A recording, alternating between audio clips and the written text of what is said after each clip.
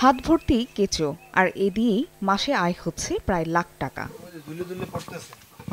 অবিশ্বাস্য হলেও এমন অসম্ভবকে সম্ভব করে দেখিয়েছেন পিরোজপুরের নাজিরপুর উপজেলার চৌঠাই মহল গ্রামের বদরুল হায়দার ব্যাপারী। ঠিকাদারি ব্যবসায় লোকসান গুণে স্বল্প পুঁজিতে আয়ের পথ খুঁজতে শুরু করেন তিনি। অবশেষে পেয়েও যান উপায়। নিজ এলাকার মাটি ও পরিবেশ জৈব সার বানানোর উপযোগী হওয়ায় ৫ থেকে ৬টি রিং দিয়ে লেগে পড়েন কাজে।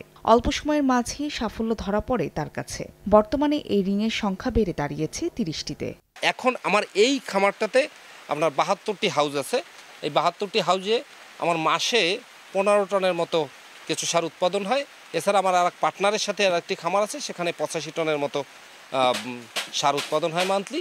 তো এই খামারটাতে আমার নিয়মিত ৫ জন মহিলা শ্রমিক এবং ২ জন পুরুষ শ্রমিক কাজ করে। আর যখন কাজের চাপ একটু বেশি থাকে তখন অনিয়মিত শ্রমিকও নেই। তো বাংলাদেশের মাটিতে রাসায়নিক ব্যবহার করতে করতে এবং জৈব ব্যবহার না করতে করতে মাটির অবস্থাটা হলো এখন বাংলাদেশের যেখানেই মাটি টেস্ট হয় সেখানেই ১%-এর নিচে নেমে গেছে। তো মাটিতে যদি 3%-এর নিচে যদি জৈব পদার্থ নেমে যায় তখন বিভিন্ন রকম সমস্যা তৈরি হয়। যেমন 3%-এর নিচে যদি নেমে যায় তাহলে বোরন সরবরাহ বিঘ্নিত হবে।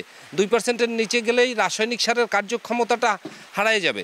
তো এই সারটা ব্যবহার করাটা এখন অত্যন্ত জরুরি, এই জন্য যে মাটির স্বাস্থ্য রক্ষার জন্য উৎপাদনের ব্যয় কমাবে এবং রাসায়নিক সারের আমদানির যে চাপটা আমাদের অর্থনীতি সেই চাপটা কমাবে এবং এই সারটা ফলন বৃদ্ধি করবে, দানা পুষ্ট হতে সহায়তা করবে। সহজলভ্যতা ও পরিবেশ বান্ধব হওয়ায় জৈব সারের বেশ চাহিদা রয়েছে। এছাড়া কর্মসংস্থান সৃষ্টি করায় কেঁচো দিয়ে জৈব সার তৈরির পরিধিও বাড়ছে। বদরুল নিজের কর্মসংস্থানের পাশাপাশি সচ্ছল করেছেন আরও ২৫ থেকে ৩০টি পরিবার। সবাই আমরা এখানে গোবর বিক্রি করি, সার উৎপাদন করে এবং প্রতি ক্যারেটে ৩০ টাকা করে আমরা প্রতিদিন পাই। কিন্তু ১৫ দিন পর পর টাকাটা সে পরিশোধ করে দিয়ে দেয়। প্রতিদিন সকাল ৮টা-৯টার দিক দিয়ে গোবর নিয়ে আসি। প্রত্যেকদিন আমরা ১৫ দিন অন্ত আমাকে টাকা পাই, হিসাব করিয়া টাকা দিয়ে দিই ৩০ টাকা করিয়া। আমরা ৫ জনে কাজ করি, মহিলা ২ জন কাজ করি পুরুষ। তা আমরা ৮টা থেকে ৪টা পর্যন্ত কাজ করি। তারপর যদি লোকজন আরো লাগে তা আরো পাশের লোকজন আছে তারাও করে। এখন আমরা এই কাজগুলো করি বিধানে খুব ভালোই আছি। যে কজন আমরা কাজ করি আরো অনেকে কাজ করতে চায়, তা যে সময় বেশি লাগে সেই সময় আনি।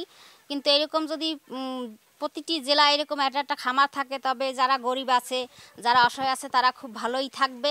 এদিকে কৃষি বিভাগ থেকেও জৈব সার তৈরিতে কৃষকদের উদ্বুদ্ধ করে প্রশিক্ষণের আওতায় এনে বৃদ্ধি করা হচ্ছে নতুন নতুন কারখানা। আমরা কিন্তু কৃষকদের বিভিন্ন ধরনের প্রশিক্ষণের মাধ্যমে আসলে তাদের কাছে একটি বার্তা পৌঁছে দিয়েছি যে আপনারা চাইলে যে আপনাদের যে এই যে গোবর, সেই গোবরটাকে পচিয়ে এবং এর সঙ্গে এই গোবরের সঙ্গে যে আপনার কলা এবং মানে কলা বলতে যে কলা গাছ আর কি, কলা গাছ কেটে এবং এর সঙ্গে যে কচুরিপানার সমন্বয় করে তার সঙ্গে যে লাল কেঁচো হলে আসলে ভালো হয়। তো এই লাল কেঁচো এগুলো সমন্বয় করে আমরা কেঁচো সার তৈরি করতে পারি, যেটাকে আমরা বলে থাকি ভার্মি কম্পোস্ট।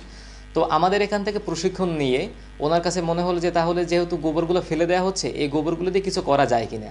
তো প্রাথমিক পর্যায়ে তিনি মূলত ৫ থেকে ৬টি রিং দিয়ে শুরু করলেও এখন বাণিজ্যিকভাবে তার এই রিংয়ের সংখ্যা প্রায় ২০ থেকে ২৫টি এবং প্রত্যেকটি রিংয়ে প্রায় ৪৫ থেকে ৫০ কেজি পর্যন্ত আপনার সার উৎপন্ন হয়।